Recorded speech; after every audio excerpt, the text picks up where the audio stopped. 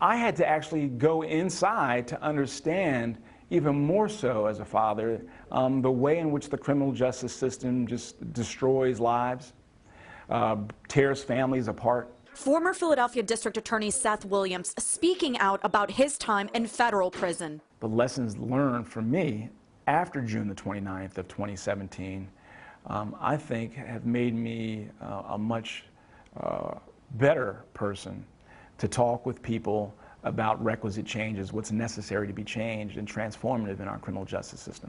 On that day in June 2017, Seth Williams pleaded guilty to taking a trip to Punta Cana paid by a business owner. In return, according to the feds, that business owner asked Williams to help his friend avoid jail time.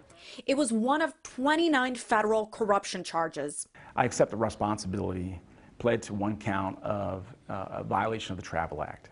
As part of the plea deal, Williams admitted in court to the other 28 charges, which included defrauding his mother's nursing home and other bribery charges.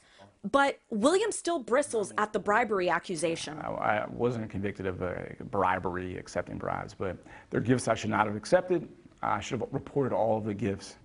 And I accept responsibility for that. As an elected official, Williams had an obligation to report any gift worth more than $200. I recognize that I was living beyond my means, that allowed me to make bad decisions, that I compounded those bad decisions with abusing alcohol, and that I let down the citizens of Philadelphia.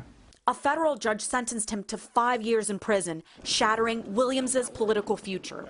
I flew on Con Air, handcuffed, with a belly chain and leg irons on an airplane to Oklahoma City. He was eventually transferred to a federal prison in West Virginia. While he was in prison, Williams says he made some seemingly unlikely friends. You would think that this lawyer from Philadelphia has nothing in common with this meth dealer from Appalachia, where the reality is that, yes, we're different in many ways, and he chose to numb himself from his problems in a different way than I did. But the underlying reasons and the root problems were the same. He also taught GED classes and enrolled in a 13-month alcohol abuse treatment program. Completion of that program cut 1 year off his sentence. So I had to learn healthier ways to deal with stress, healthier ways to deal with all those issues. And the former DA tells us he's planning to write a book about his experiences from his days in office to his days as a federal inmate. The working title of the book is Man of Conviction.